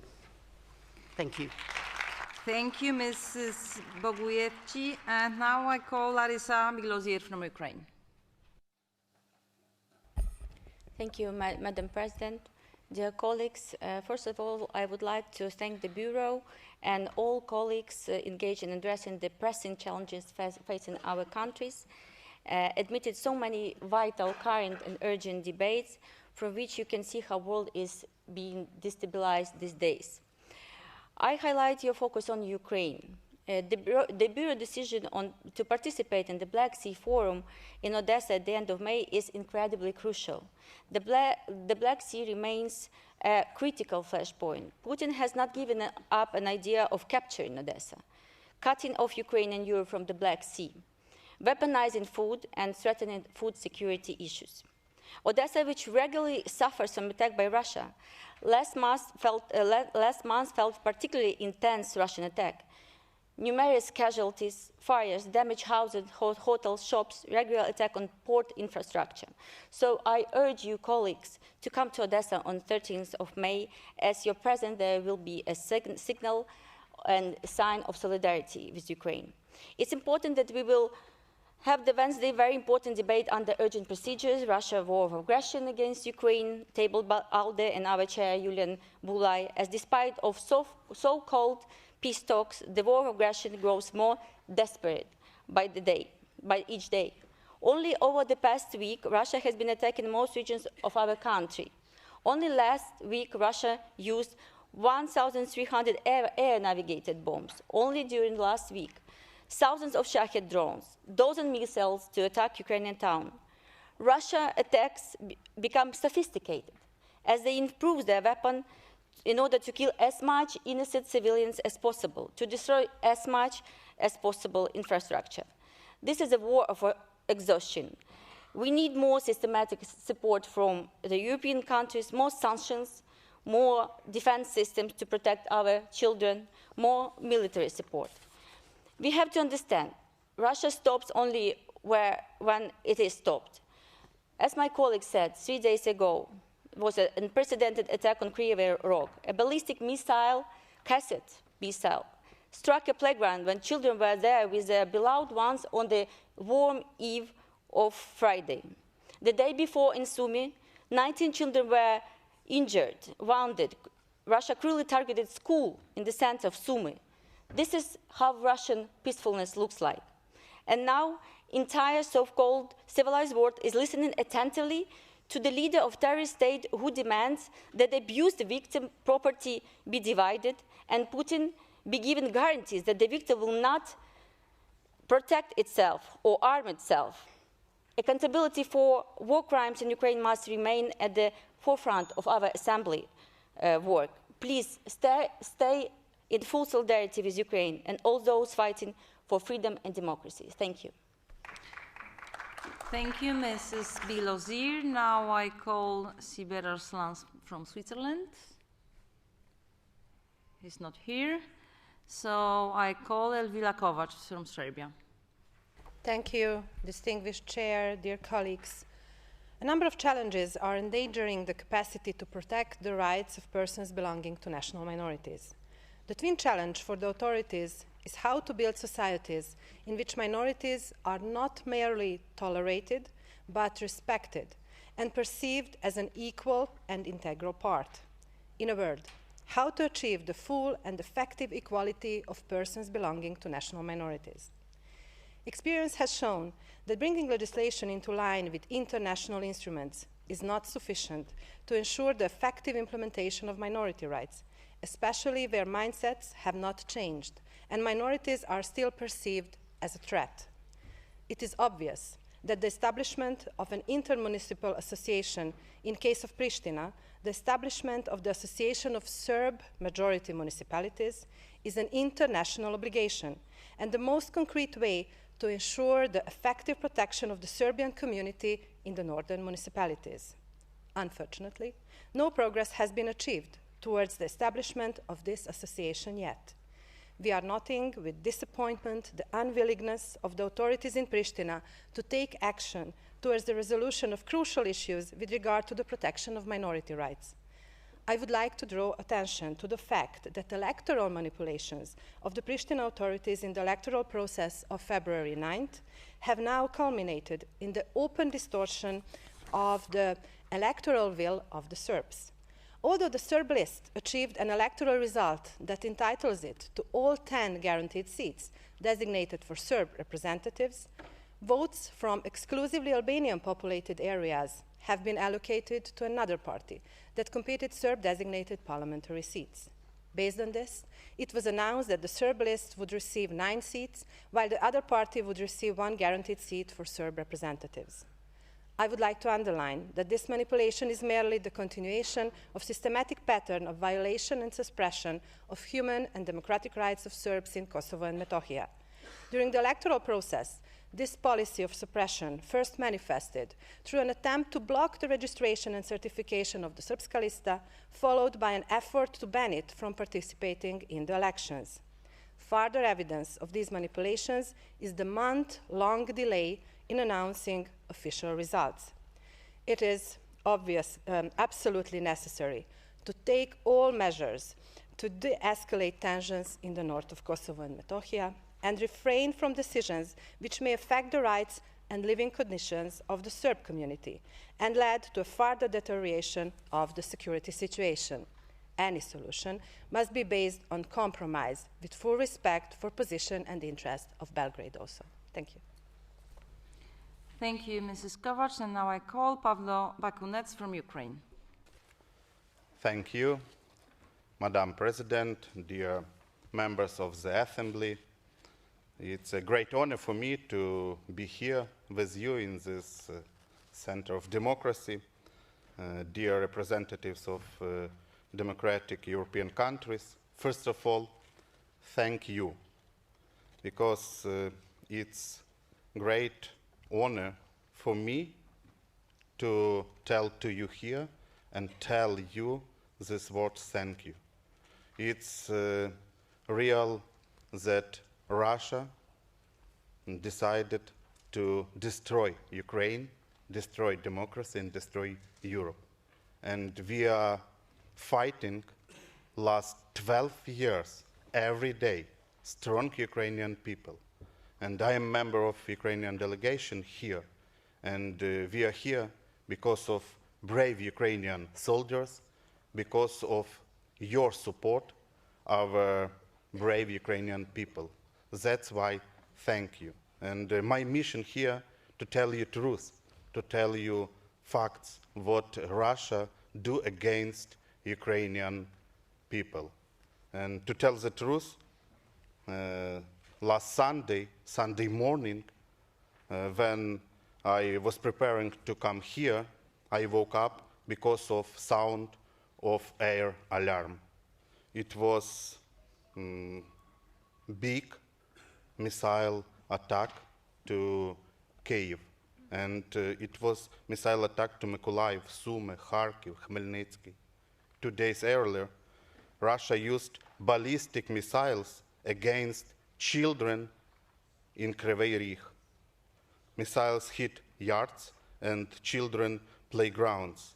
Russia killed 9 children, unfortunately, in one moment.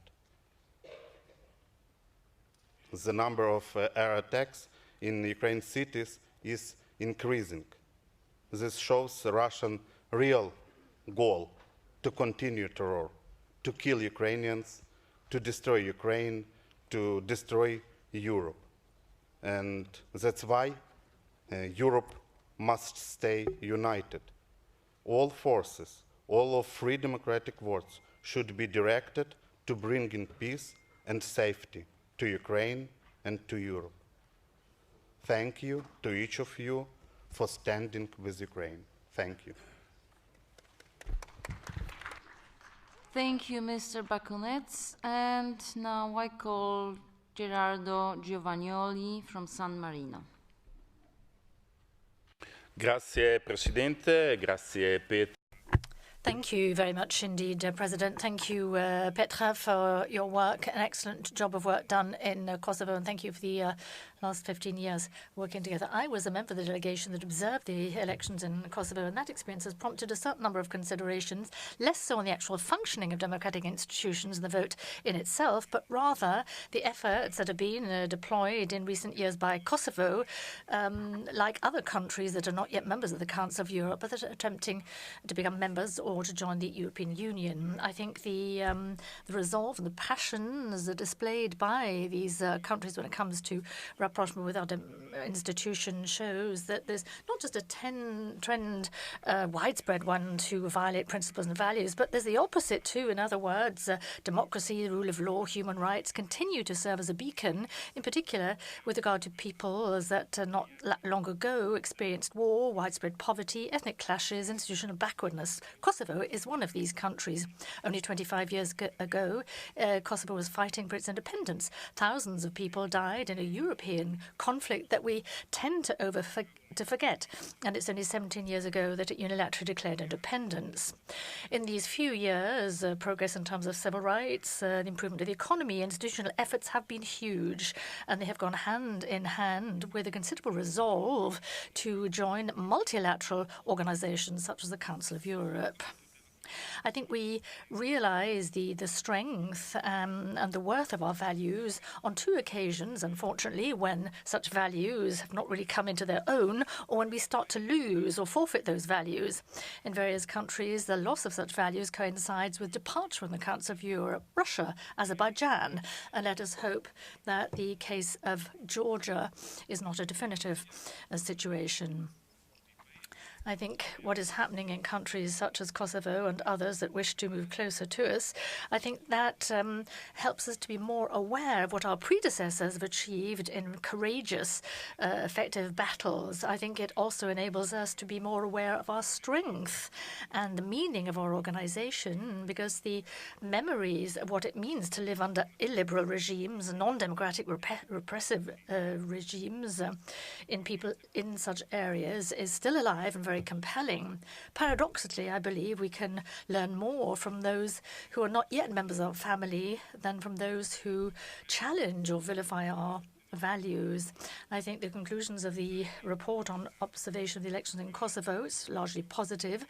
I think presents a number of encouraging elements, extremely necessary at a time where we're living through a period of pessimism and resignation, and that climate seems to prevail. But we cannot allow that to happen. I think we need to be more alert and aware of how important the Council of Europe it is, a force for the good and aspired to by many. Aleksandr Mirkovic from Serbia. Thank you. Ladies and gentlemen, with a deep concern, we draw attention to the fact that the electoral manipulation of the Pristina authorities in the electoral process have now culminated in the open distortion of the electoral will of the Serbs. Specifically, although the Serb list achieved an electoral results that 10 entitles the 10 guaranteed seats, Central Election Commission has unlawfully allocated votes from the exclusively Albanian populated areas to another party. Based on this, CEC has announced that the Serb list will receive 9 seats, while the other party will receive 1. This party is Nenad Rashić's party, representing Albanian interests and lacking legitimacy among the Serb community. It appears that votes it got from Albanian majority areas were facilitated by the party of its political ally and leader of the regime repressing Serbs, Albin Kurti. Given that without the votes from Albanian populated areas, it would not have secured the necessary support for even one Serb designated mandate, it is evident that the Prishtina's authorities brutally violating democratic rights in imposing a new form electoral coercion on the Serbs.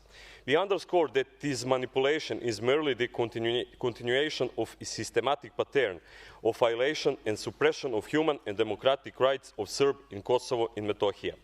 During the electoral process, the policy of suppression by Prishtina's regime first manifested through attempt to block the Srpska lista, followed by effort to ban it from participating in the election altogether. After falling eliminated the legitimate political representative of the Serb people from the electoral process, Albin Kurti openly admit his intention, stating, "We had a historic opportunity to prevent the candidacy of the Serb list in the election." To the effect, the Pristina authorities went to illegally and drastically reduced the number of representatives for the Serb list in electoral boards and centers in Serbia majority areas of Kosovo and Metohija. By having their numbers lowered below the legal minimum, the legitimate Serb representatives were directly prevented from overseeing the electoral process, while Nenad Rashić's party was given disproportional large representation in these same election bodies. All of this not enough, so Albin Kurti secured 421 votes for Nenad Rashić. A clear case of electoral manipulation was in Gnjilane, Pristina and Srbica, where Nenad Rashić received 167 votes from Albanian people. The most drastic case was in one city, Prizren, when Nenad Rashić's party received 157 votes from Albanian people. So, as you can see, all of this is false, just like the independence of so-called Kosovo, because Kosovo is not a state, because Kosovo is Metohija, Kosovo and Metohija is Serbia. Thank you. Thank you, Mr. Mirkovic. And the last person I give the floor is Mr. Bekim Kyoku from North Macedonia. Thank you. Considering the situation, the actual situation in Serbia, I can understand the Serbs here, why they envy the Kosovo Albanians and the Kosovo Serbs, actually. Dear colleagues, let me begin by being a bit sarcastic. It is evident that the world, as we know it, has been turned upside down. Today, we heard a member of this assembly claim that the electoral process in Germany, one of the oldest and most established democracies, has suffered from irregularities. Meanwhile, the youngest country in Europe, a 17-year-old democracy, still in its teenage years, has demonstrated remarkable capacity in organizing fair, democratic, and competitive elections. During the winter session of PACE, the Minister of Foreign Affairs and Foreign Trade of Luxembourg, Mr. Xavier Bettel, presented the key priorities of the Luxembourg presidency of the Committee of Ministers. Among various topics, Mr. Bettel was asked about the status of the Kosovo's membership in Council of Europe. He responded by saying that we must wait for the outcome of the upcoming elections. Now that we know that Kosovo has conducted what is widely recognized as the most free, fair, and democratic election process in the region, there is no longer any justification for delaying its membership. Furthermore, there was strong participation from all minority communities in the voting process. Even though they constitute less than 7% of Kosovo population, minority communities hold 17 of the total seats in municipal councils, ensuring substantial political representations. If there are concerns regarding minority rights, I direct you to the report of the Council of Europe's eminent lawyers, which clearly states that Kosovo not only meets, but in many areas exceeds international human rights standards.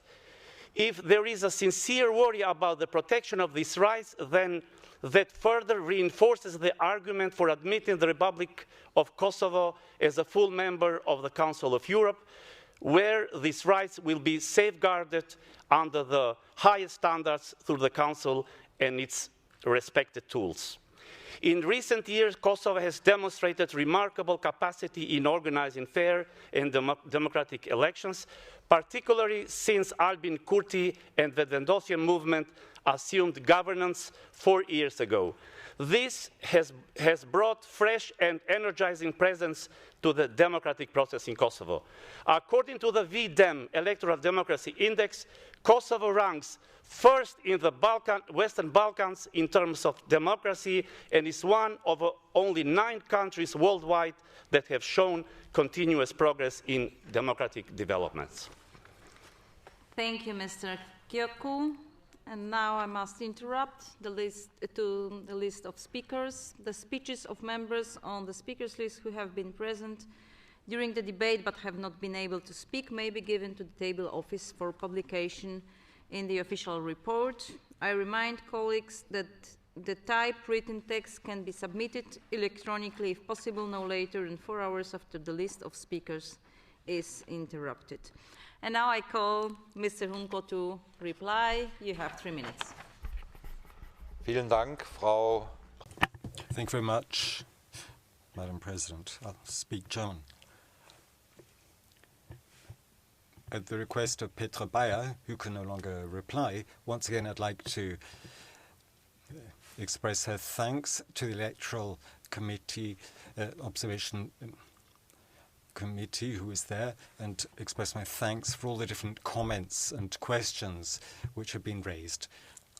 And I'm sure Ms. Bayer would like to come back to that. All in all, I think that this debate shows us the fact that we have so many different requests for urgent affairs debates this week that it's apparent just how alarming the situation is in our countries. And I think that's not by chance. We live in an era in which war has returned to Europe. The war in Ukraine, or war has returned around Europe. The war now being waged in Gaza, and tensions in other countries. And we also feel how so many debates are cast in geopolitical terms. So the rule of law and human rights are under pressure in particular, and there it's especially important for the Council of Europe's Parliamentary Assembly, or the Council as a whole, not to be biased. Not just to look at one side, but also to consider the matter from different perspectives. I want to raise just 1 or 2 points which weren't touched upon, but which also would have warranted greater discussion. The situation of Alawites in Syria. We criticized the Sadat regime years ago, but what about the current situation? what's happening is terrible. That's also an issue. There's something else which mentioned a couple of times. I don't wish to mention individual countries, but I think there's a chance that the political manipulation of the judiciary, lawfare, may come over here. I'm thinking about the case of Lula. So that is also a danger without actually going into individual countries, some of which were mentioned. I also mentioned initially, and it has been raised, that initially what was considered established democracy, so in Germany, we have considerable problems with these early elections on the 23rd of April. So I'd ask for your support so that this process taking place in Germany, that come to a successful conclusion soon. In any event, yes, I'll come to an end. Thank you for your cooperation in recent years and wish you a very pleasant evening. Thank you.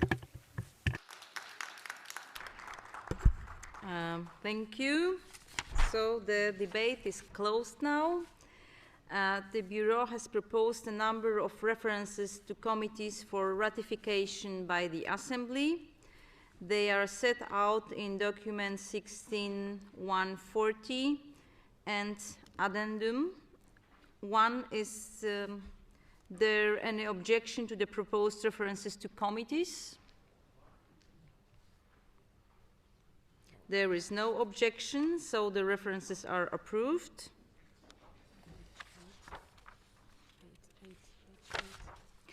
I now propose that the other decisions in the progress report be ratified. Are there any objections? There are no objections. The progress report is approved. The Assembly will hold its next public sitting tomorrow morning at 10 a.m. with the agenda which was approved earlier today. The sitting is adjourned. Thank you.